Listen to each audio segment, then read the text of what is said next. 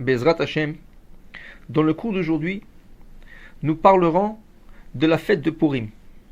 Tout d'abord, faisons une petite connexion entre la fête de Purim et la paracha cette semaine qui va être lue à la synagogue, la paracha Tetzavé. Tous les commentateurs nous font remarquer, c'est la seule paracha dans la Torah qui ne porte pas le nom de Moshe Rabbeinu. Depuis sa naissance, dans parachat Shemot, jusqu'à son décès, dans parachat Vezot HaBeracha, il n'y a pas une seule paracha qui ne porte pas plusieurs fois le nom de Moshe Rabbeinu. Mais notre paracha est exceptionnelle et ne porte même pas une fois le nom de Moshe Rabbeinu. Avec relation avec la Megillah, dans la Megillah, il n'y a même pas une fois où on mentionne le nom d'Hachem.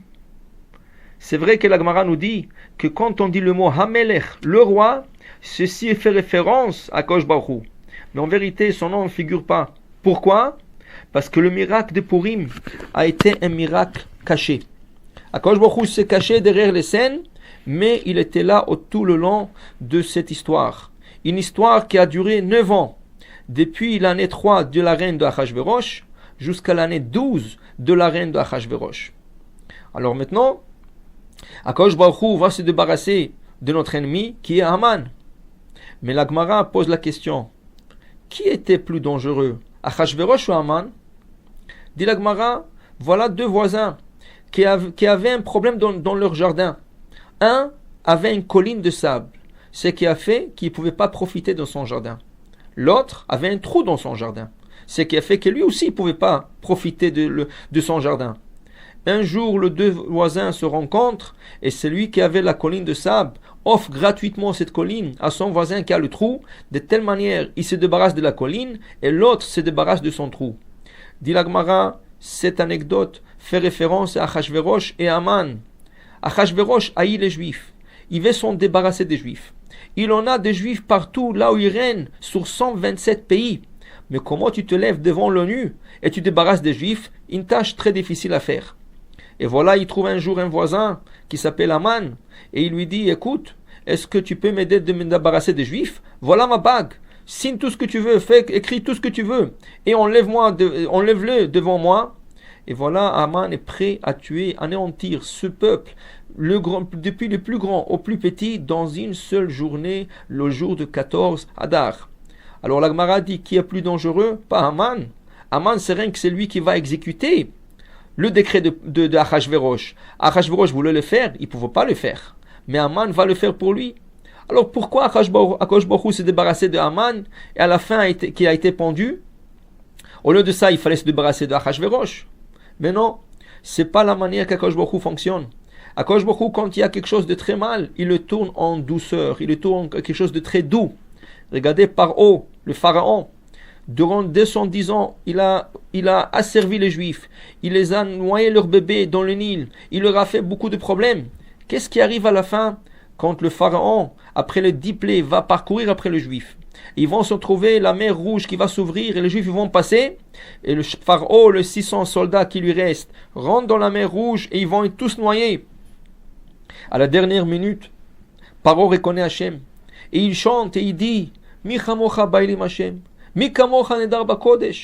Alors Hachem le sauve des eaux et il va le mettre dans une île qui s'appelle Ninive, qui était la plus grande ville à l'époque, 120 000 habitants.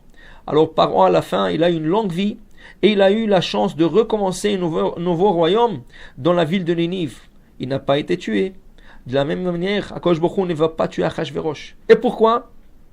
Parce que c'est vrai qu'il est mauvais, mais il avait peut-être une raison d'être mauvais.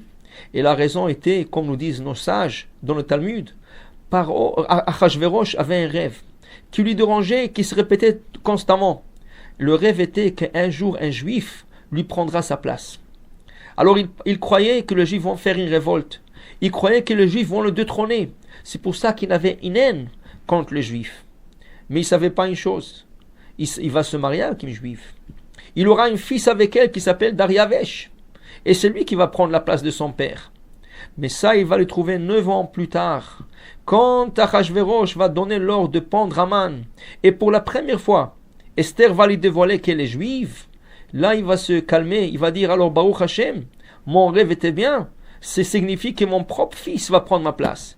Et là il a donné sa bague une deuxième fois, cette fois à Mordechai, pour sauver les Juifs. L'histoire commence à cause d'un festin que Achashverosh va faire. 180 jours de festin pour toute la nation du monde.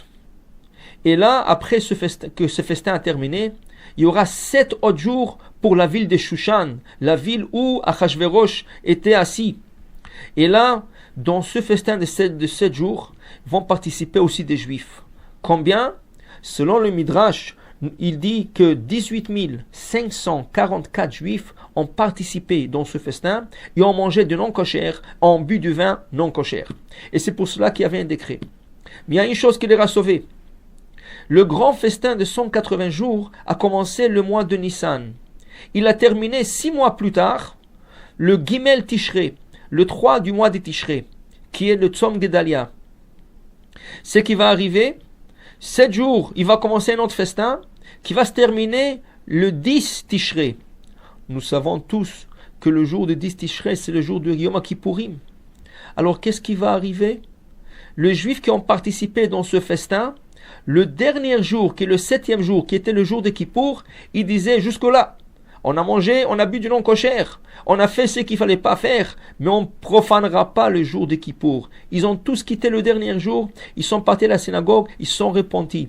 Ce qui a fait ouvrir le port du ciel, et Akadosh Baruch Hu a envoyé la délivrance, et Bezrat Hashem, Mordechai va monter au pouvoir, ensemble avec Esther, et ils vont leur sauver. C'est pour ça qu'on dit que le jour de Kippour, Kippourim, c'est comme Purim. Il le comparait à Purim. Purim, la délivrance était beaucoup plus grande. Purim, il y a des élévations spirituelles très hautes qui vont être faites. Et c'est pour ça que Chachamim vont nous instaurer 5 mitzvot ce jour-là. Tous les 5 mitzvot commencent par la lettre Mem. Mahatzit HaShekel, Mikra Megillah, Mishloach Manot, Matanot LaEvionim et le Mishté. 5 mitzvot qui commencent par la lettre Mem. Même en valeur numérique, ça fait 40, qui est le 40 jours que Moshe Rabbeinu a passé sur le mont Sinaï pour nous emmener la Torah. Ils ont transgressé la Torah, le recommandation de la Torah, mais ils vont faire la réparation. Et il y aura 5 mitzvot à réparer ceux qu'ils ont transgressés. Mahatzit HaShekel. Dans la Megillah, Aman va racheter les Juifs de chez Achashverosh pour pouvoir leur tuer. Alors Akadosh Baruch Hu dit dans le Midrash, donnez le Mahatzit HaShekel pour pouvoir racheter vos âmes de la main de Haman. Combien c'est Mahatzit HaShekel? Chaque synagogue, elle fixe un prix différent. Il y en a qui le fixent à $3, il y en a qui le fixent à $5. Alors Hashem, demandez à votre rabbin, il va vous le dire. Mikra Megillah, lecture de la Megillah. On va lire la Megillah le jour de Purim, 2 fois. Une fois la nuit, le Ta'anit Esther, après la Ta'anit, et 2e fois, on va le lire le lendemain matin. Il faut savoir que la lecture du jour, elle est beaucoup plus importante que la lecture de la nuit. C'est pour ça que pour les femmes, que le lendemain matin, ils sont occupés avec les enfants, avec les Mishloach Manot, il faudra bien organiser un minyan pour qu'elles puissent, elles aussi, écouter la Megillah une 2e fois. Le Mishloach Manot, on ne va pas envoyer des cadeaux que le jour. Et selon le décisionnaire, de préférence après la lecture de la Megillah. Alors si vous avez beaucoup de Mishloach Manot à donner et vous n'arrivez pas, vous pouvez donner quelques-uns le soir qui ne vont pas compter comme la mitzvah, mais laissez au moins un Mishloach Manot pour le lendemain pour que vous puissiez acquitter cette mitzvah. Mishloach Manot, au moins un pour l'homme qui envoie un autre homme et un pour la femme qui envoie une autre femme, et pour les enfants qui sont de 13 ans et plus aussi ils ont l'obligation de le faire. Pour le petit, ça serait une question d'éducation et ça serait bien de les éduquer à le faire. Ensuite, nous avons la mitzvah de Matanot LaEvionim, de cadeaux aux pauvres. À 2 pauvres, donner la chance de faire le repas de Purim. Minimum à chaque pauvre $5, comme ça ils puissent acheter du pain et de la boisson et quelque chose qui va accompagner le pain.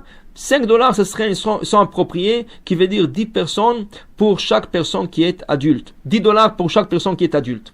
Et à la fin, nous avons la mitzvah essentielle du jour, qui est le mishté, le festin de Purim. Ce mishté qui se fait que en journée. Tout le festin qui se font le soir ne compte pas comme une mitzvah. c'est la réjouissance de la fête, mais c'est pas la mitzvah. La mitzvah est obligée de se faire le jour, avant le coucher de soleil. Ne tarde pas trop pour que la majorité du repas se consomme en jour, mais ne le faites pas le soir parce que ceci ne compte pas comme la mitzvah. Essayez d'impliquer toutes vos familles, tous vos amis et buvez du vin un peu plus que la normale. Il n'y a aucune mitzvah de se saouler. Se saouler, c'est dangereux. Et si vous êtes saoulé, appelez le code rouge et ils vont venir vous chercher. Mais n'oubliez pas que vous avez Birkat Hamazon à faire. Vous avez aussi la prière de Harvit à faire. Alors faites la mitzvah comme il faut. Et Bezrat Hashem, espérons que cette année, Mashiach Tzidkenu viendra et nous délivrera. Amen. Keni Ratzon.